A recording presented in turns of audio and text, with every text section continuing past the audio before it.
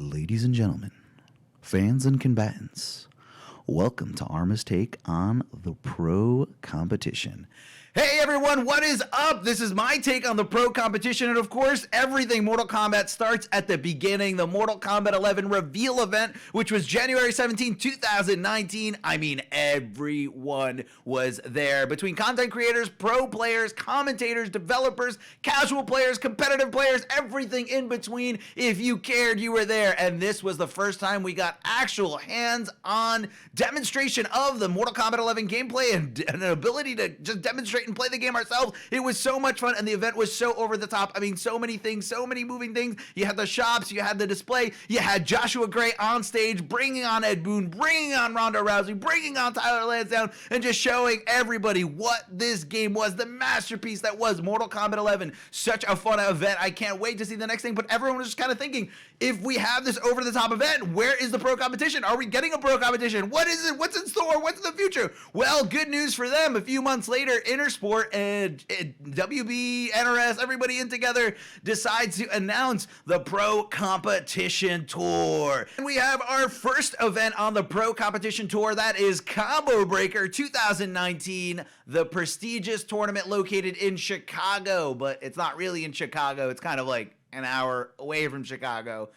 Or 45 minutes. Either way, Chicago is the birthplace of Mortal Kombat, for those of you who didn't know, and also where the current studio is. NetherRealm Studios, who is in charge of making Mortal Kombat 11. So always giving a little bit of extra love to this amazing tournament known as Combo Breaker. Hey, Combo Breaker, the usual suspects kind of came out of the pools as we expected. Injustice 2, MKX players, top players. So nothing really to dive into here, except for one pool match, which I thought was particularly interesting. It was an incredible comeback by Cusco when he took on Destroyer. Final game, final round situation, and Destroyer had him. Destroyer had him dead to rights, down to absolutely nothing, and Cusco finds that one fucking opening and just Sonya's Destroyer completely to death, and Destroyer had to feel that one because I felt that one watching him. I mean, my heart just absolutely broke. But like I said, usual contenders getting out of there. The top 8 was pretty normal. Scar and Tweety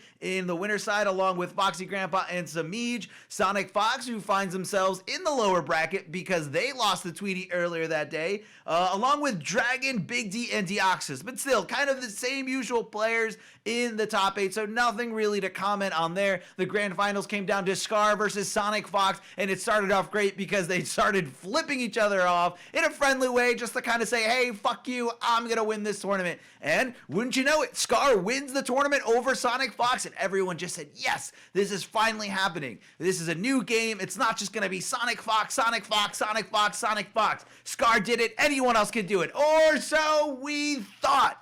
Right, and we have our next event on the Pro Competition Tour. It's actually an online tournament, Mortal Kombat Pro Competition Online Cup North America East. Now, there's 2 North American tournaments, the East Coast one and the West Coast one. But let's talk about the first major result here. I believe this was not on stream. It was Buffalo taking out Ninja Killa on the winner's side of the bracket. And one player in particular, a player that everybody was looking at, Scar, who just got done winning Combo Breaker, makes a tweet and he says, this is a quote, damn, Buffalo sent Ninja to losers, follow-up tweet, first to 2 boys, remember that phrase, first to 2 boys, and Buffalo immediately going into the tweet comment and saying, are you really gonna discredit me? Buffalo did not take that lying down at all. More of that a little bit later. And, you know, the top 8 develops pretty much just, again, same usual people. Buffalo was in that top 8 along with Ninja Killa in the lower bracket, but unfortunately it never crossed paths, as I believe they both lost before they could even meet. But in the grand finals, it is Combat with Johnny Cage against Sonic Fox. Yes, another grand finals appearance from Sonic Fox. But Combat is able to take it with Johnny Cage, who was considered pretty low tier at that time. But again, the game is new, so who the fuck knew anything, really? One more BMB really to do so. Watch out the fatal blow out of Sonic Fox, chipping away with the projectiles, knocking it out, and over the up 3. Combat takes it in a online East, 700 plus entered, and only 1 walks away your champion. It is Combat. Congratulations. Take 2. This guy. First of all, one of my. And our next event is CEO Daytona.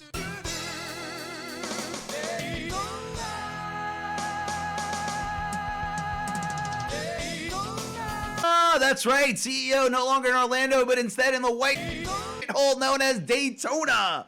531 people signed up to play Mortal Kombat 11, and they were excited to be a part of this pro competition event. And you know, the pool play again, and it's 9 times out of 10 it's going to be completely normal, except for one upset that I consider very, very dear to my heart, and that's Furious Pillow taking it over Hayate, hitting Hayate so hard that Hayate just got off the stage and said, "What the fuck is Kodal?" What the fuck is Kodal indeed? He got hit hard by the train known as Furious Pillow, who is the total Kodal package. Knows this character, all its variations, all its strengths, all its weaknesses. Big shout outs to Furious Pillow for putting in the work, going to his local event and going to other people's local events up here in Mortal Kombat, New Jersey, driving over 6 hours just to play Mortal Kombat 11 in an offline setting. And it showed and it paid off. So pool play is over. Buffalo and Scar meeting up post pool play. And remember,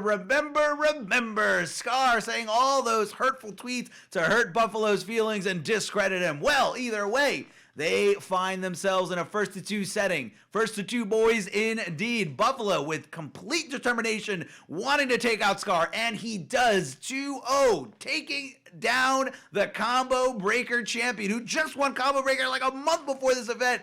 And Buffalo just could not contain himself, could not contain the pop-off, gets up, starts screaming in Scar's face after he beats him, and just keeps screaming, "First to 2 boys, first to 2 boys, huh? First to 2 boys." And then, of course, with a perfect little "fuck you." A pop-off! That's right, there's some beef between these guys. There's some beef. So let me explain this, right?